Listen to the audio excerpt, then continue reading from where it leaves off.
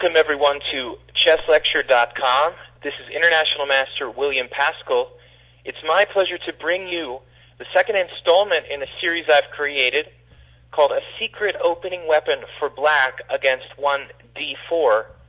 This is part 2 of my series featuring a variation of the Blumenfeld defense or gambit. So we're going to review those opening moves that I recommended. d4, knight to f6, c4, e6, knight to f3. You will find that most people will prefer knight f3 to knight c3. The majority, maybe 60% of players, I think a little bit afraid of the sharp lines of the Nimzo-Indian. So you often get a chance to play this variation, this Blumenfeld. After knight f3, we play the sharpest move, c5, immediately creating tension in the center. White can wimp out, and we'll deal with that in later parts of this series with something like knight to c3 or g3, transposing to a sort of English opening. We will deal with that in the final part of the series, but for now we're going to go into the main variations. So d5, the most critical move, and now b5. And as in the first part of our lecture series, we're dealing with the sharpest continuation here, not the accepted version of the gambit with pawn takes e6, which will also be covered in a later installment. But again, bishop g5, there's lots of stuff to talk about in this bishop g5. And I'm recommending what I call the Havashi variation, which begins after e takes d, c takes d5, d6. 6d6 is what I have coined the Havashi variation. A little bit of history behind this move. There was a player named Kornel Havashi from Hungary who first played this move before anyone else that I've seen in the database in 1925. So Havashi played it in 1925. He was a strong Hungarian player in the 1910s, 1920s, and 1930s. He represented Hungary in a number of Olympic competitions. And here he was ahead of his time, certainly for that era. But the next game played in this variation, which is very interesting historically speaking, was in Argentina between the world champion Alexander Alekhine and a player who is was of master strength, Julio Menendez. This was played in a Buenos Aires exhibition in 1926, 1 year after Havashi played this variation. And chess documentary didn't travel, that quickly in those days. The first game played was Joner, who was a well-known master, against Havashi. That was in 1925. Alekhine was absolutely crushed in this simul game against Menendez. And maybe just for historical perspective, I'll present a few moves of this game, Alekhine versus Menendez. White played a4, and this is what we're going to talk about today. It's not a well-known move. Surprisingly enough, this perfectly strong move, which is one of White's best tries, we're going to call the Alekhine variation, because it was first played by him in 1926. This is going to be the feature of today's video presentation, a4. Now, a4 is a very logical move, striking to either break up the black queen side at b5 or force it forward, creating a classic weakness at c4. And Alekhine really tries to exploit this immediately in a very primitive way. And remember, this was a simul game, so he was probably playing many people at the same time. Couldn't necessarily play his best. Menendez, a master I'm not familiar with, played b4, and Alekhine played immediately for the c4 square, which is perfectly logical. Knight on b to d2. We will see this move is not very dangerous, and basically, thanks to this game, Alekhine versus Menendez, after knight on b to d2, simply we see bishop e7, breaking the pin, and white plays knight to c4. So knight bd2, bishop e7. This is all part and parcel with the plan. And now, knight to c4. One tactical trick you've got to always be ready for in the Savashi variation is something like knight takes d5. The idea being that if knight takes d5, for example, if bishop takes e7, knight takes e7. Sometimes this tactic works. Here it's not working for several reasons. The main one being it rarely works when the queen is on the d5. So for example, queen takes d5 hits the rook on a8. So it wouldn't work at all here. But it's a tactical shot. Knight takes d5, we'll see in later installments of our series, that is very important for this variation. Also, when the queen is blocked, it's sometimes working. Anyway, Alekhine played knight c4, and Menendez played very convincingly in this game, bishop a6. This is a perfectly good response, quite strong in fact, disturbing the knight on c4 before it has a chance to really settle in. I think this is a perfectly good way to respond. And now white played e3, black simply completes his development. And basically this pawn structure, e3 and d5, is not so great for white. The d5 pawn always remains a weakness in this kind of position if it can't be properly supported by its own pawn at e4. So this game worked out very well for Menendez, and I think black had equalized already at this point. So Alekhine's follow-up of a4, the immediate knight on knight on b to d2 is not effectual at all. So an early attempt by Alekhine, but he was on the right track. a4 is a good move. By the way, b4 is absolutely, almost certainly forced. Any other move is bad. Taking on a4 would surrender the strong pawn that we have potentially coming to b4. So instead of b4, I can't recommend any other move.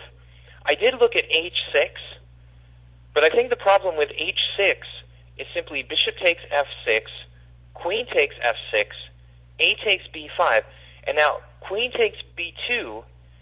White follows up in gambit fashion very effectively. In some variations of the Tory attack, with the bishop coming to g5, the same kind of gambit of the b2 pawn is occurring. So knight on b to d2, and white has strong development, very strong development lead here. After queen takes b5, e4. The best I could recommend for black would be queen d7. He has no pieces developed, while white is developing very quickly and smoothly with something like queen to b3. And I think white has a clear advantage here. So the point is, after a4, Alekhine's move a4, I don't think it's a good idea to vary from any other move than b4. So we're going to go back and play b4. This is forced, in my opinion.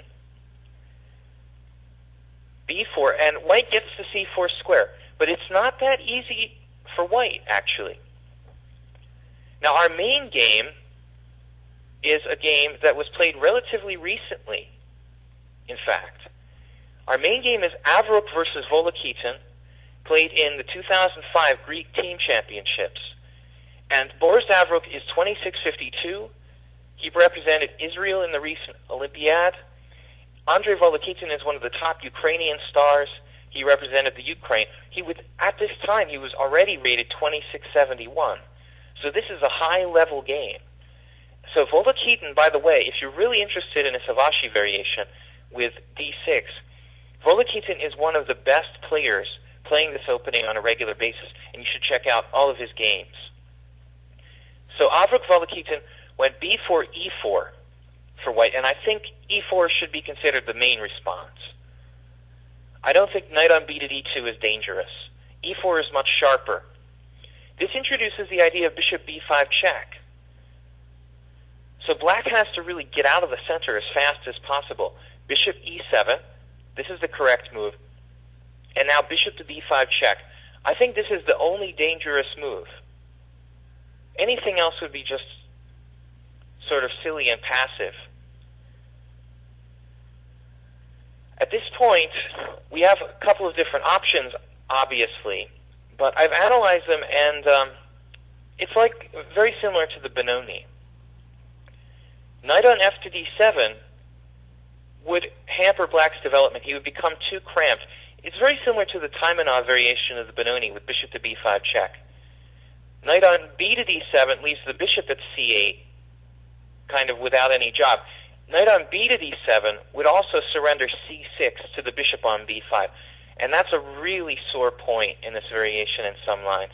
So the best and the only good move for black is bishop d7, as played by Volokitin, contesting the bishop on b5.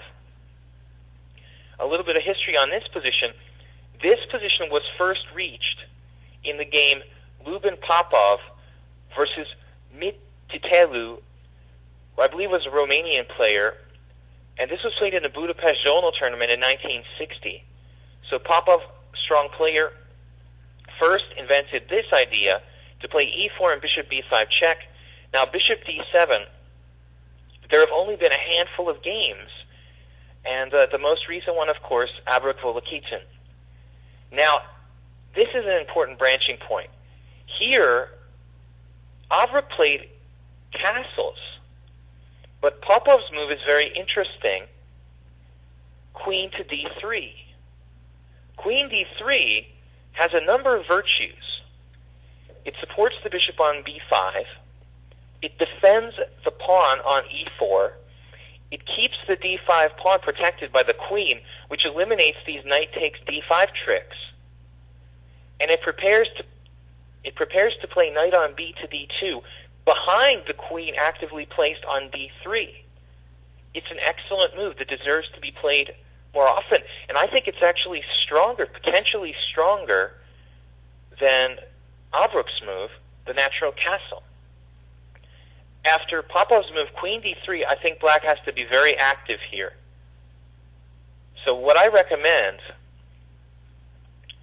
would be something along the lines of castles.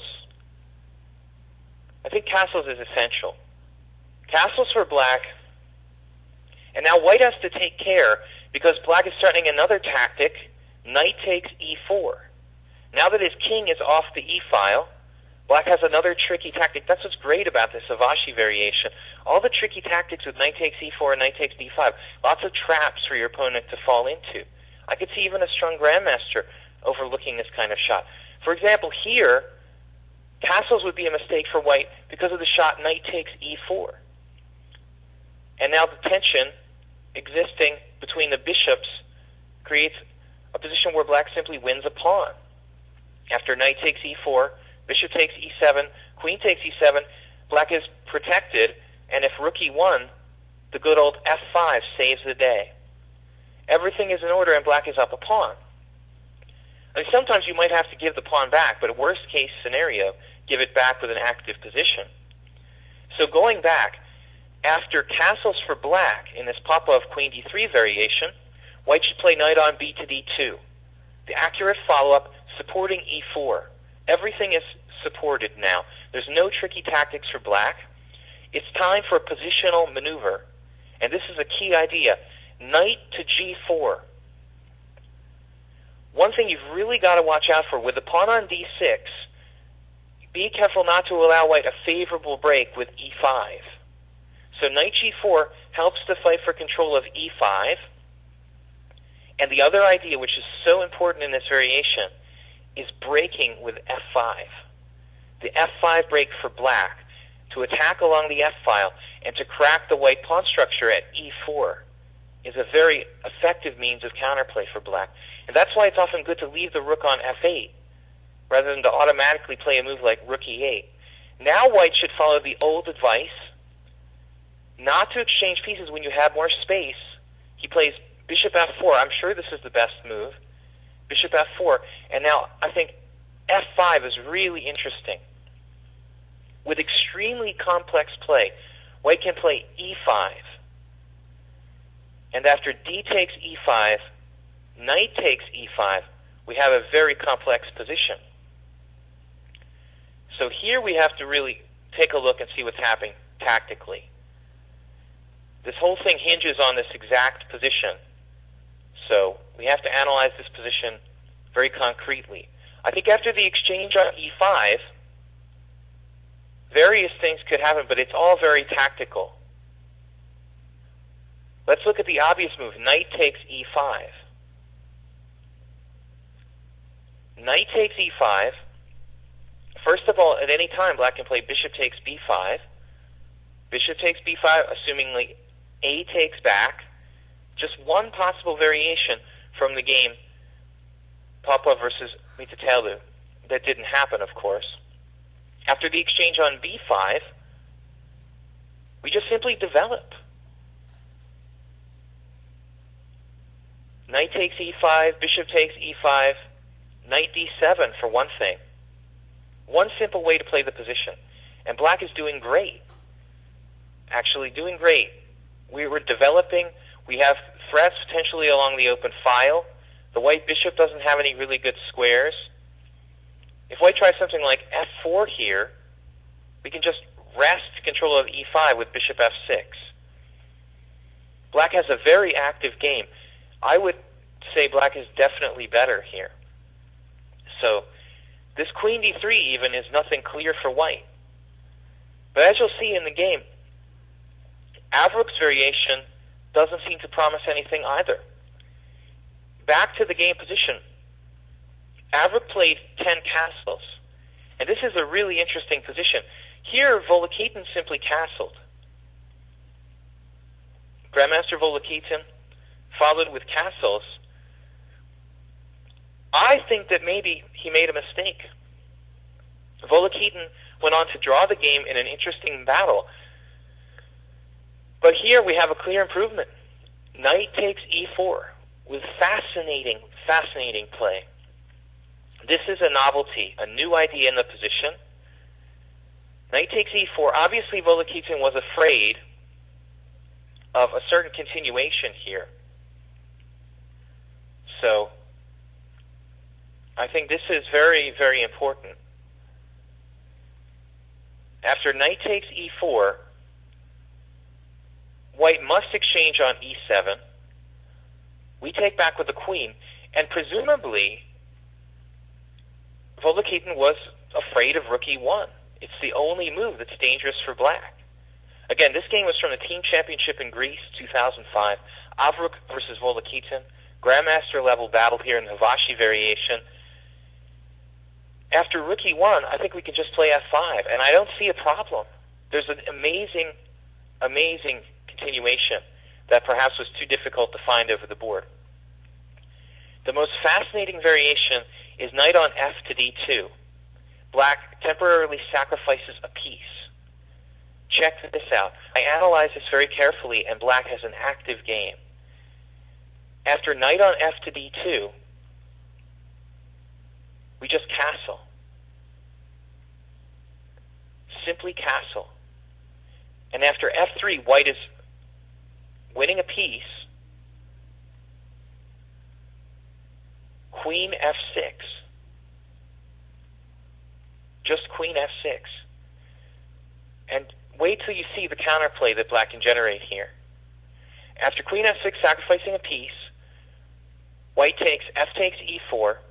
The tension remains between the bishops on b5 and d7, but it doesn't really tactically mean anything in this position. So, queen takes f6, f takes e4, we snatch the pawn on b2. The rook on a1 is almost trapped. The only move that saves the rook on a1 is knight to b3. And then we play bishop takes b5, a takes b5, and c4 with total chaos on the board. Total chaos. An amazing position. But I would have to be inclined to say that black stands better here. Black stands better. He's winning his piece back by force. There's nothing white can do. Advantage to black. Amazing variation. The novelty with the move knight takes e4. I hope that Grandmaster Avrukh doesn't see this video, and I get to play this against him in some tournament. Let's go back and take a look at our main game, though, and see how the actual game went. High-level battle here between Avrukh and Volokitin. Volokitin and I think Gayam from Iran, Grandmaster Agayem, are two of the best players playing this Havashi variation at the moment. Although I've noticed other people are picking it up. It's a strong variation that was kind of underestimated for a long time. So going back to the actual game, instead of taking on e4, Volokitin simply castled. I think this is also a viable approach. Castles, rook e1, defending the pawn, of course. And now bishop takes b5, a takes b5. And this pawn on b5 is a real question. If that's going to be a strength or a weakness for white.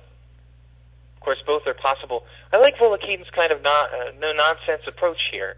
Very straightforward. Knight on b to d7. He makes sure white doesn't play b6. He helps fight for the e5 square. I think black is doing okay, though knight takes e4 was a clearly better variation. So knight on b to d7, knight on b to d2. White looks for the c4 square, and if he consolidates control of that square, gets a good game. Volokitin fights him for it with knight b6, and also look at the way that Volokitin is fighting for d5. By fighting for control of d5, he staves off the pawn break e5 for white. He's stopping all the important things, all the dangerous things that Grandmaster Avrukh could do. The e5 break, the establishment of a strong piece on c4. Volokitin fights against all those important things. Now white played bishop f4, avoiding possible tricks with knight takes d5. You see, once again, the tactic, the revolving door tactic, knight takes d5, is threatened very strongly here. So Grandmaster Avrukh was correct to play something like bishop f4. And now queen d7. Black continues to develop, protects the pawn on a7. He frees his a rook to move. Beautiful move, putting pressure on b5. Everything just fits together here. Amazing variation. And I love the way the Volokitin follows this up. Queen d7, queen e2, and now the active move, knight h5, a tempo hitting the bishop with the classic plan. Here we go. Knight h5, bishop e3, where else should he go? And bam, f5. The perfect pawn break. Absolutely perfect pawn break. Breaking the white pawn chain, threatening to win a piece with f4, undermining the d5 pawn, gaining play for the rook on f8. Black's position just works together like a machine. It's unbelievable. E takes f5, queen takes f5. Grandmaster Volokitin was clearly better in this game. I'm quite sure of that. He was doing very well in this game, but he was not able to win it. After queen takes f5, I think queen takes f5, maybe there was a simpler move, like knight takes d5 instead. Knight takes d5, it looks to me like, was a stronger move. Lots of room for improvement, of course, for both sides in different points of this variation. Perhaps he was afraid of knight takes d5 because of queen to c4 in this position. So if knight takes d5, queen to c4, looks like black has a problem. We just come back with the other knight, and I think it's okay. No major problems here. We can always play king h8. For example, knight on h to f6, bishop g5, king h8. Black is doing okay. But I think that black's play can be improved even further. But most importantly, in this game, we'll include the PGN file on our website, of course, for you to view the whole game. I can't go over the whole thing. We don't have time. But the most important thing to understand about this game, Avrukh versus Volokitin, is that the crushingly strong novelty knight takes e4 needs to be played. Will you be the first? This is International Master Bill Pascal signing off from this ChessLecture.com video presentation, A Secret Opening Weapon for Black Against d4, Part 2.